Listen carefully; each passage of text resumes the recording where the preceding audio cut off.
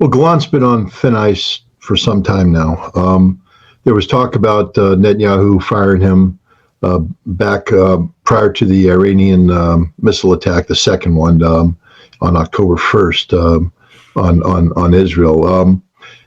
Gallant stayed on because he was they needed the continuity of command to craft Israel's retaliation strike. But even then, the feeling was as soon as Israel retaliated, that Gallant would be fired. But Netanyahu came under a lot of pressure. I think the arrest that you speak of the spokesperson relates to the release of documents that were very embarrassing to Netanyahu that provides a counter narrative to that the Israeli government had about Hamas being the one responsible for obstruction of ceasefire or any hostage negotiation. Netanyahu has always blamed it on Hamas, but these documents show the exact opposite, that it was Benjamin Netanyahu himself that purposefully sabotaged everything.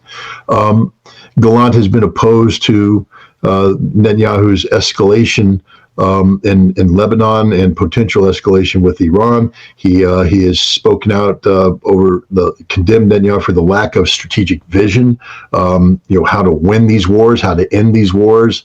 And I think his firing was inevitable. It was already, being talked about. It just, Netanyahu just needed the right time to do it. And I think he took advantage of the uproar over the release of these documents to say that he no longer has trust and confidence in the defense minister, so he fired him. Scott Ritter's comments about Yoav Gallant's dismissal from his role as Israel's defense minister reveal more than just a personal conflict within the Israeli administration.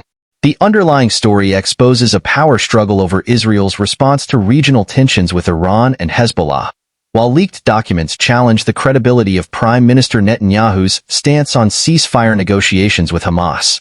This power struggle has not only raised questions about Israel's direction under Netanyahu, but also underscores a growing domestic and international scrutiny on his leadership. From the beginning, Gallant's cautious approach stood in stark contrast to Netanyahu's aggressive policies toward Iran and Hezbollah. Gallant reportedly emphasized the importance of a strategic vision, arguing that Israel's security goals should not be driven solely by immediate political motives. Obviously, Gallant's resistance to escalating hostilities in Lebanon and his skepticism about further confrontations with Iran made him a stabilizing influence, one who sought a path of restraint in a volatile environment. However, as tensions escalated, Gallant's measured stance placed him at odds with Netanyahu, who viewed the Iranian missile strike on October 1st as a direct challenge to Israeli authority. Ritter notes that Gallant's role was deemed essential in crafting Israel's response to these missile attacks, providing continuity and leadership during a period when rapid and decisive action was required. But his restrained approach was at odds with Netanyahu's preference for a more immediate, forceful response, setting up a political collision that would ultimately lead to his dismissal. The documents Ritter references add another layer to this complex situation. These documents, reportedly leaked and linked to the arrest of a U.S. spokesperson, appear to counter the long-held narrative presented by Netanyahu's administration regarding Hamas. For years, Israel has pointed to Hamas as the primary obstacle to ceasefire talks and hostage negotiations, maintaining that the organization has consistently blocked efforts at peace.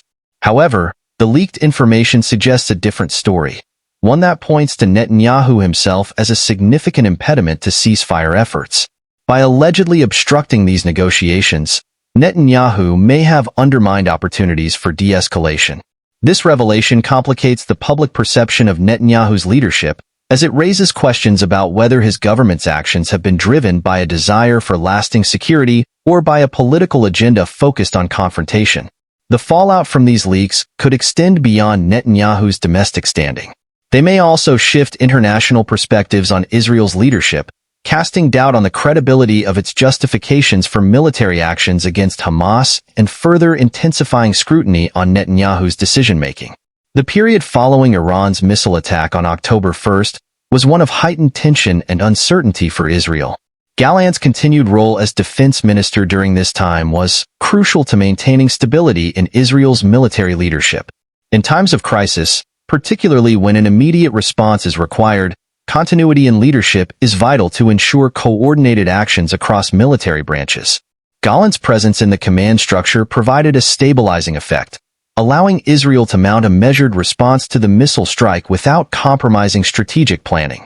Yet, this continuity came with a time limit. As we can all see, Gallant's dismissal was anticipated as soon as Israel executed its retaliation. This move signaled that Netanyahu was intent on removing any dissenting voices from his administration. By delaying Gallant's removal until after the retaliatory strike, Netanyahu sought to avoid the perception of instability but was already positioning himself to replace Gallant with a figure more aligned with his approach to handling threats. Ritter explains that Gallant's dismissal came at a moment carefully chosen by Netanyahu to minimize backlash and shift the public narrative. Following the public uproar over the leaked documents, Netanyahu seized on this moment of political turmoil, framing Gallant's removal as a loss of trust. This move allowed him to sidestep the broader criticisms raised by the leaks, instead attributing the decision to his commitment to maintaining confidence in his defense leadership. This approach may serve Netanyahu's immediate political interests, but it also exposes the depth of division within Israel's leadership. Gallant's removal signals that Netanyahu is prioritizing loyalty over dissent within his administration. By consolidating power in this way, Netanyahu may be seeking to tighten control over Israel's strategic direction, even if it means sidelining those who advocate for a more measured approach. This internal reshuffling could have consequences for Israel's stability, especially as it faces growing challenges from regional adversaries. Gallant's dismissal highlights a fundamental issue in Israel's approach to security: the lack of a unified vision.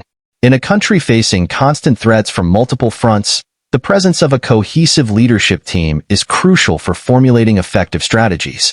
With Netanyahu's government now facing increased scrutiny both domestically and internationally, the absence of diverse perspectives within his administration could lead to a more unilateral approach to security, one that prioritizes immediate actions over long-term strategy. Ritter's insights suggest that Gallant's caution could have served as a counterbalance to Netanyahu's more aggressive stance. By removing Gallant, Netanyahu may have weakened the administration's ability to evaluate security challenges from multiple perspectives, increasing the risk of miscalculations in dealing with complex issues like Iran's regional influence and Hezbollah's growing capabilities. The broader context of Gallant's dismissal cannot be ignored. Iran's missile strikes and the continued presence of Hezbollah in Lebanon represent significant security challenges for Israel. In this environment, the dismissal of a defense minister with a cautious approach may signal to Iran and Hezbollah that Israel's leadership is shifting toward a more confrontational posture. Ritter suggests that without Gallant's influence, Netanyahu's administration may be more inclined to pursue escalatory actions, potentially leading to a cycle of retaliation that could spiral into a larger regional conflict. This shift could embolden adversaries, who may interpret Israel's internal divisions as a sign of vulnerability. A miscalculation in this context could have serious consequences, potentially drawing Israel into a prolonged conflict with multiple fronts and complicating its alliances with countries like the United States. The timing of Gallant's dismissal and the release of these damaging documents could strain Israel's relationship with the United States, particularly if the current administration views Netanyahu's actions as destabilizing.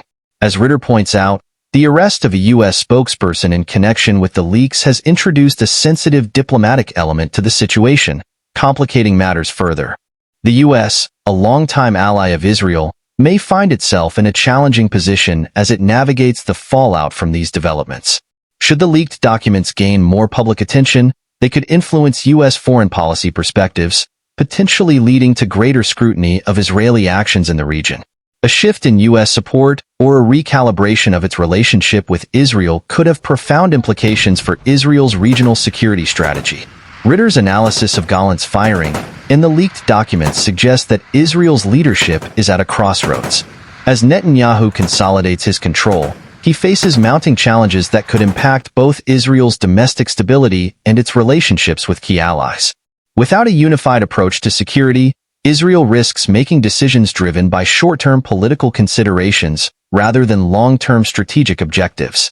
For Israel, the path forward will require balancing immediate responses to security threats with the need for a cohesive strategy that can adapt to evolving regional dynamics.